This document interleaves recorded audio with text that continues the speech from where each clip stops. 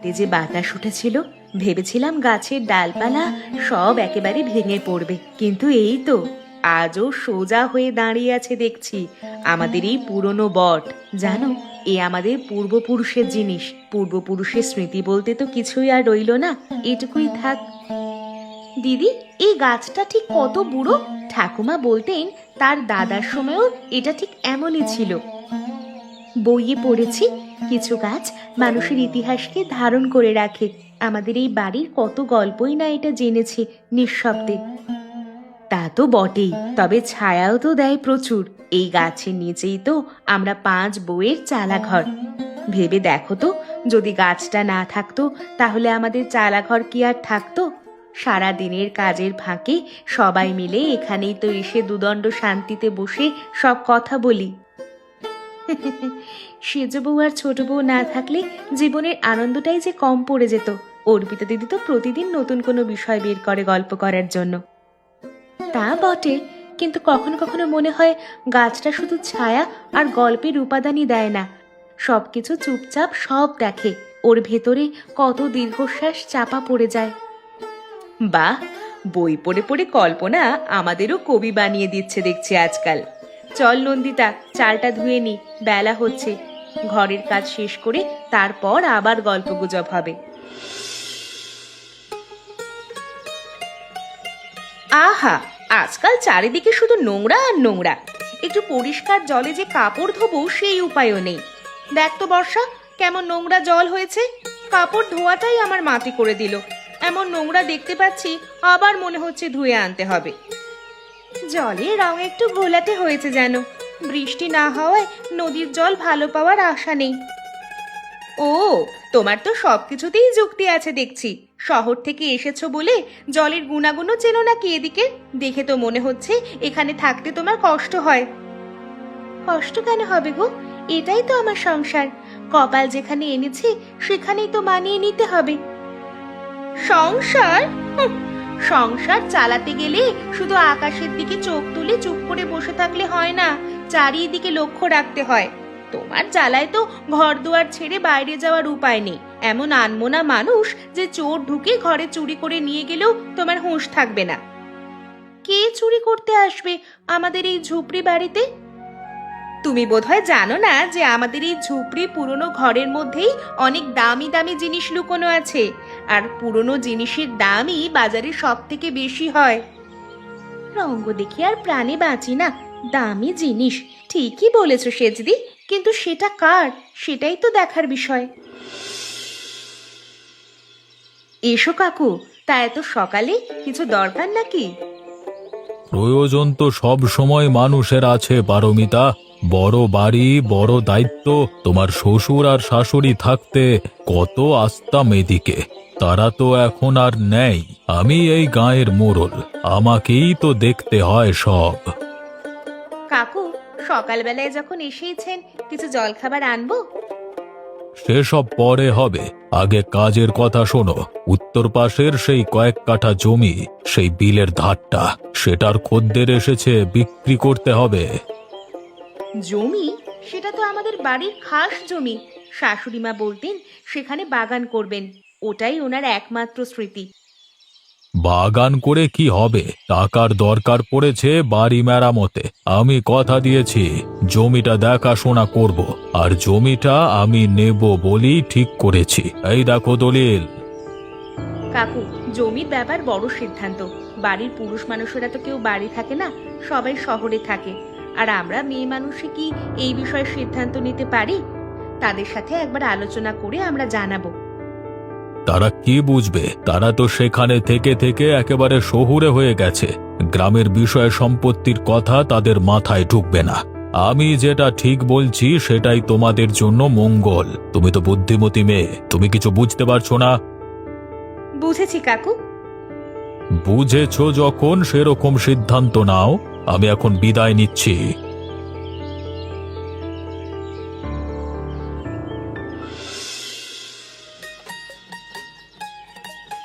হ্যাঁ বৌমা, আজকে মাংস একদম তাজা, বাছাই করে এনেছি তোমাদের জন্য। কালিদা, তোমার দেওয়া মাংস কখনো খারাপ হয় নাকি? শুধু দামটা বলে যাও, বড় বউকে বলে দিয়ে দেব।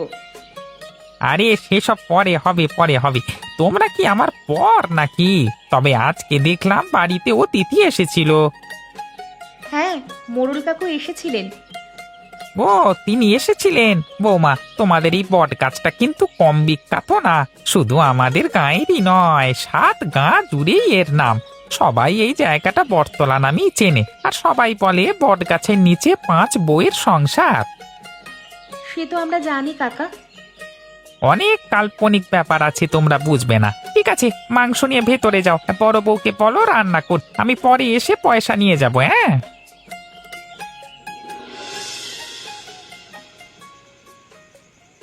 আপনাদের আড্ডা কেমন চলছে? আড্ডা তো বাকিরা নিয়ে থাকে, আমার জীবন এই বইয়ের মধ্যেই সীমাবদ্ধ।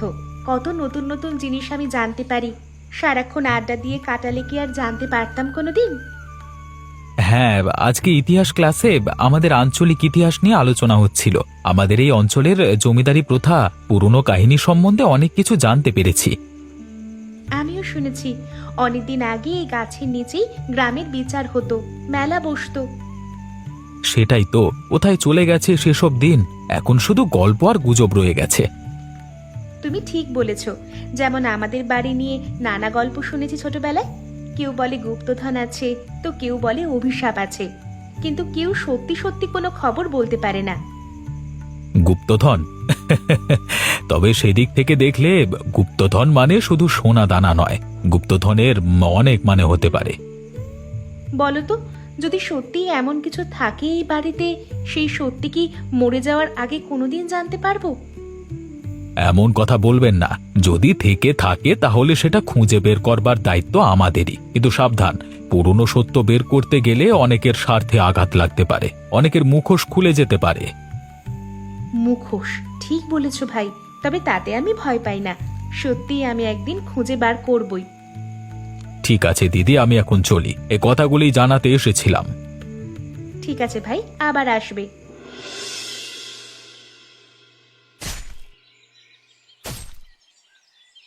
শিকড়টা বড্ড মোটা হয়ে গেছে রে। এখানে তো কোনো গাছ বসালে বাঁচবে বলে মনে হচ্ছে না। দিদি, এখানে মাটিটা একটু কেমন আলগা মনে হচ্ছে, যেন কেউ আগে খুঁড়েছে। তাহলে আর একটু দেখি তো কিছু পাওয়া যায় কিনা। ও মা, এটা কি? আরে খুব সাবধানে বের কর, খুব পুরনো কাগজ দেখছি। দিদি দাও তো আমাকে দেখি, দেখি কি লেখা আছে। এক কাজ করা যাক নন্দিতা, তাহলে কল্পনাকে ডাকি, আর আবিরকেও ডাকা যেতে পারে।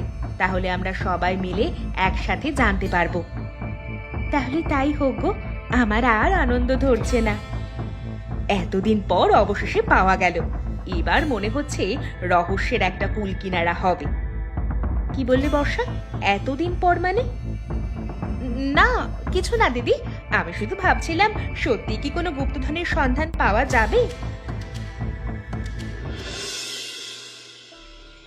তোমরা শোনো, এতে কি লেখা রয়েছে। যারা এই কাগজ পাবে তারা এর মধ্যে বর্ণনা করা সমস্ত ধনসম্পত্তি পাওয়ার ঠিকানা পাবে। আরে ওইসব পুরনো কথা বাদ দাও। গুপ্তধনের কথা লেখা আছে কিনা সোজাসুজি বলো। কোথায় পুঁতেছে, কি আছে, কিভাবে যেতে হবে, সেখানে কিছু কি লেখা আছে? শুনতে দে অর্পিতা, পুরো কথাটা জানা দরকার, না হলে বোঝা যাবে না। সোনা হিরে নয়, বরং বিপদের দিনে এই বটগাছ হয়ে উঠবে সুখী থাকার চাবিকাঠি। মানে এটাই সব? চাবি মানে কি? কোথায় সেই চাবি? একটু ধৈর্য ধরো বর্ষা। আবির, তুমি একটু বুঝিয়ে বলো তো ভাই। আমার মনে হয় গুপ্তধন বলতে এখানে সোনার রূপ নয়, বরং কিছু জ্ঞান বা ভালোবাসা বা ভালো থাকবার কথাকে বোঝানো হয়েছে। ধুর, কোন বোকা লোক এইসব করে গেছে। পুরনো কাগজ ফেলে দাও, আমাদের কোনো কাজে লাগবে না। একটু অপেক্ষা করুন দিদি, ভালো করে দেখুন। এখানে কোনায় একটা ছবির মতো জিনিস আঁকা আছে, দেখতে অনেকটা গোপন বাক্সের মতো। বাক্স? তার মানে হয়তো সত্যিই কিছু আছে। তুমি কি মনে করো, এই চাবি বলতে সেই বাক্সটাকেই বোঝানো হতে পারে? হতে পারে, কিন্তু তার চেয়ে বড় কথা, এই পাণ্ডুলিপি প্রমাণ করে এই বাড়ির ইতিহাসের সঙ্গে নারীদের একটা শক্তিশালী সংযোগ ছিল। তারা শুধু গৃহিণী ছিলেন না, হয়তো সমাজের জন্য ভালো কিছু করেছিলেন। ধুর, এসব গাঁজাখুরি কথা আমার বিরক্ত লাগছে। তো ওই কাগজে কি পেলি? সত্যি গুপ্তধনের ইঙ্গিত আছে? ইঙ্গিত আছে? ইঙ্গিত আছে না ছাই আছে? ছেলেটাকে ডেকে আনা হলো, সে শুধু বলেছে যে গুপ্তধন মানে নাকি বুদ্ধি। মাথা গরম হয়ে যাচ্ছে একেবারে। বাজে কথা। ওরা চালাকি করছে। বড় বউ পারমিতা আর ওই আবির মিলে চুপি চুপি সব সরানোর চেষ্টা করছে। গুপ্তধন থাকবে, না হলে এত কাণ্ড করে একটা কাগজকে ওরকম ভাবে লোকানো হবে কেন? তাহলে কি করব কাকু? বাড়ির দলিল দস্তাবেজ তো সব প্রায় আপনার হাতেই বন্ধক রয়েছে, কিন্তু যদি সত্যি সোনা টাকা কোথাও পোঁতা থাকে, কাগজ না দেখলে বুঝবো কি করে? সেজন্যই আগে থেকে প্রস্তুত থাকতে হয়। আমি বিলের ধারে সেই জমিটা নিয়ে কথা বলেছি শহরের এক বড় কারবারির সঙ্গে। তুমি পারমিতাকে বোঝাও, সামনে বর্ষা আসছে, বাড়ি মেরামত করবার জন্য টাকার দরকার। তাকে যদি বোঝানো যেত তো হয়েই যেত সব। এখন আসল কথা হচ্ছে ওই গুপ্তধন। সেজন্যই তো পাণ্ডুলিপিটা আমাদের হাতে থাকা দরকার। ছোট বউ বর্ষাকে দেখছি খুব উৎসুক, তাকে কাজে লাগাও। ওকে হাত করে কাগজটা চুরি করিয়ে নাও। আর একটা কথা, হ্যাঁ বলুন। কালীপদ মানে ওই মাংসওয়ালাটার দিকে নজর রাখবি। ওর দাদা এ বাড়িরই কাছারিতে কাজ করত। ওর কান পর্যন্ত কথা পৌঁছালে খুব মুশকিল। কালীপদ? ও তো বেচারা শুধু মাংস বিক্রি করে বেড়ায় পেটের দায়। তুই আমার কথা শুনে রাখ ভালো করে। আমি তোকে খারাপ বুদ্ধি দেব না, কারণ তুই আমার রক্তের সম্পর্কের মেয়ে। তোকেই সব দেব, কিন্তু বাইরের লোকের কানে কথা গেলে চলবে না। এখন ফিরে যাও, অনেক রাত হয়েছে।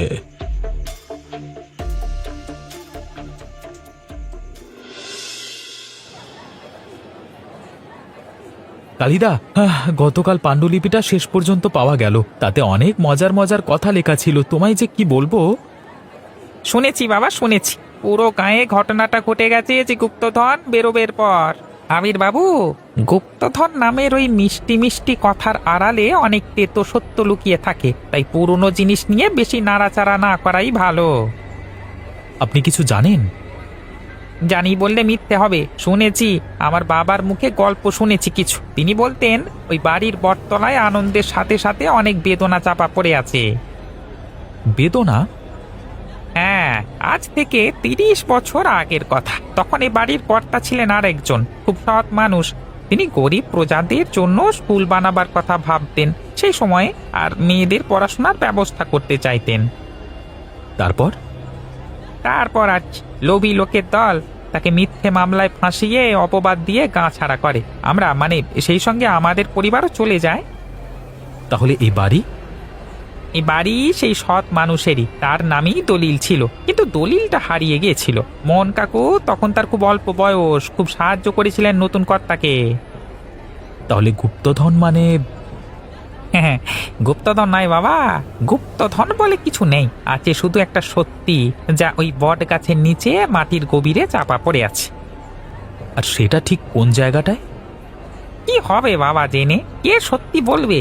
কে সাহস করবে মৃত্যুর মুখোমুখি দাঁড়ানোর? বর্ষা, এত রাত জেগে বাইরে বসে আছো? শরীর খারাপ করবে তোমার। না দিদি, একটু গরম লাগছিল ভেতরে। গরম লাগার তো কথা নয়। তোমাকে দেখে মনে হচ্ছে তুমি ঠিক ভালো নেই। দিদি, আমি আমি খুব বড় একটা ভুল করছি। কি ভুল করছো বোন, বলো। আমি একটা সত্যি বলতে চাই। শোনো, আমি এখানে শুধু বউ হয়ে আসিনি, আসলে একটা উদ্দেশ্য নিয়ে এসেছিলাম। আমার বাবা, তিনি আমাকে পাঠিয়েছিলেন একটা উদ্দেশ্য পূরণ করার জন্য। কি হলো, চুপ করে গেলে কেন? বলো, আমি শুনছি। এই বাড়িটা আসলে আমার বাবাদের ছিল। অনেক বছর আগে অন্যায়ভাবে উচ্ছেদ হয়েছিলেন তারা। বাবা বলতেন ন্যায় হওয়া উচিত, তার জন্য প্রমাণ দরকার, আর সব প্রমাণ বাড়ির কোথাও চাপা পড়ে আছে। তুমি তো কালীপদ কাকার মেয়ে। তুমি তুমি জানতে? জানি না, কিন্তু এখন বুঝলাম। কালীপদ কাকার তোমার প্রতি ভালোবাসা দেখে, আর গুপ্তধনের প্রতি তোমার লোভীর দৃষ্টি দেখে। পাণ্ডুলিপিটা দেখে আমার মনে হলো হয়তো সত্যি সোনা আছে, বাবাকে দেব, আমাদের পুরনো বাড়ি ফিরে পাবো, কিন্তু কিছুই হলো না। শোনো, ন্যায় চাওয়া আর লোভ করা এক জিনিস নয়। তুমি যদি ন্যায় চাও তবে আমাদের সাথে কথা বলতে, কিন্তু তুমি যে অন্তত এখন স্বীকার করেছো, এটাই প্রমাণ করে যে তোমার ভেতরে এখনো ভালো মানুষ বেঁচে আছে। কিন্তু আমি মোহনলাল কাকু আর অর্পিতা দিদির কথা শুনেছি, তারা এই বাড়ি বিক্রি করার ষড়যন্ত্র করছে। আমিও তাদের কাছে কিছু কথা বলেছি। এবার বুঝেছি সব, ভয় পেও না। তুমি এখন থেকে আর একা নও, আমাদের 5 বউকে এখন এক হয়ে দাঁড়াতে হবে। চলো এখন ঘুমাতে চলো। এই যে আমি কিছু কাগজ নিয়ে এসেছি, এই কাগজগুলি প্রমাণ করে আসল কর্তাকে। কর্তৃত্ব নয় কাকু, এই পাণ্ডুলিপিতে যে গুপ্তধনের চাবির কথা আছে আমরা সেটা পেয়ে গেছি। কি? কোথায় পেলে? কালিদা, এইটা পড়ুন। আমি যোগেন্দ্রনাথ রায়, এ বাড়ির বৈধ মালিক, এই মর্মে ঘোষণা করছি যে আমার ভাইপো মোহনলাল চক্রবর্তী এবং তার সহযোগীদের দ্বারা প্ররোচিত হয়ে জমি জমা হস্তান্তরের যে দলিল স্বাক্ষরিত হলো তা সম্পূর্ণ বলপূর্বক এবং মিথ্যেভাবে আমাকে ভয় দেখিয়ে আমার আসল উইল এবং সম্পত্তির নথি গোপনে রেখে যাচ্ছি আমি এইভাবে। শয়তান, এসব মিথ্যে, সব জাল কাগজ। কালীপদ, তুই ষড়যন্ত্র করেছিস। না কাকু, এটা আসল সত্যি। আমার দাদু যোগেন্দ্রনাথ রায়, বাবা কালীপদ, আমরা ন্যায় বিচার চাইতে এসেছি। আর আমাদের সম্পত্তির প্রতি কোনো দাবি দেওয়া নেই। কাকু, আজ এই গাছটার নিচেই সব বিচার হোক। বর্ষা আমাদের সঙ্গে সব কথা খুলে বলেছে। আপনি আর অর্পিতা আমাদের সমস্ত সম্পত্তি বিক্রির ষড়যন্ত্র করছিলেন। এখনো সময় আছে, শুধরে যান। ঠিক আছে, আমি চলে যাচ্ছি।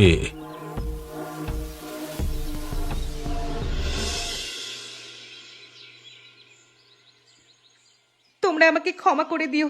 আমি লোভে অন্ধ হয়ে সবার ক্ষতি করতে চেয়েছিলাম। আজ আমি নিজের ভুল বুঝতে পারলাম যে আমি কত বড় ভুল পথে এগোচ্ছিলাম। দেখো, ভুল আমরা সবাই করি, কিন্তু আসল জিনিস হলো সময় থাকতে ভুল শুধরে নেওয়া। আমরা 5 বউ এখন থেকে মিলেমিশে থাকবো। যা ভুল হয়ে গেছে আমরা সব ভুলে যাব। ঠিক বলেছ দিদি, গুপ্তধন তো আমরা পেয়েই গেছি। পাণ্ডুলিপির শেষে লেখা ছিল, ভালোবাসার ধনই সত্যিকারের গুপ্তধন, যা বিভেদ ঘুচিয়ে একতা আনে সকলের মধ্যে। আমরা 5 বউ এই বটগাছকে আশ্রয় করেই মিলেমিশে থাকব। তাহলে এখন থেকে আমাদের পুরনো পূর্বপুরুষ যেমন এই গ্রামের ভালো করতে চেয়েছিল, স্কুল বানাতে চেয়েছিল, মেয়েদের শিক্ষা দিতে চেয়েছিল, আমরা সেই সমস্ত কাজ শুরু করব। আর এই গাছের নিচেই হবে আমাদের প্রথম পাঠশালা। আমি সব জমি জমার দলিল ঠিক করে দেব। আর মোহনলাল কাকুকে বলবো, তিনি যদি সত্যিই অনুতপ্ত হন তবে তিনিও যোগ দিতে পারেন আমাদের সাথে। আর বর্ষা, তুমি খুব ভালো রান্না করো, তাই তুমি রান্না করে সবাইকে খাওয়াবে। আপনাকে আমাদের প্রথম শিক্ষক হতে হবে।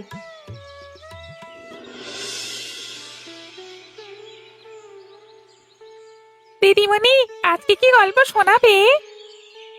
আজ গল্পর মাধ্যমে আমরা পড়াশোনা করব।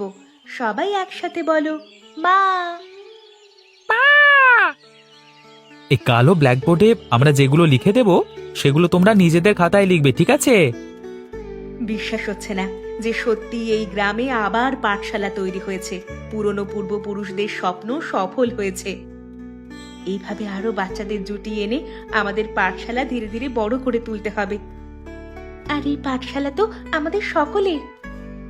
দেখো পারমিতা, এই জিনিস আমার বাবা স্বপ্ন দেখতেন। মেয়েরা পড়বে, গাছের নিচে সবাই এক জায়গায় করে আনন্দ, হাসি, গান, সঙ্গে পড়াশোনা হবে। বাবা না দেখতে পারলেও আমি দেখে যাচ্ছি, এটাই আমার অনেক শান্তি। আপনার বাবার স্বপ্ন সত্যি হলো কালিদা। আপনি আমাদের পাশে আছেন, এটাই আমাদের আসল শক্তি। না, তোমরা যোগ্য, তাই বাবার স্বপ্ন সফল করতে পেরেছো। এত প্রতিবন্ধকতার মধ্য দিয়ে আর কি। হ্যাঁ, এই গাছ কি আমাদের গল্প জানে?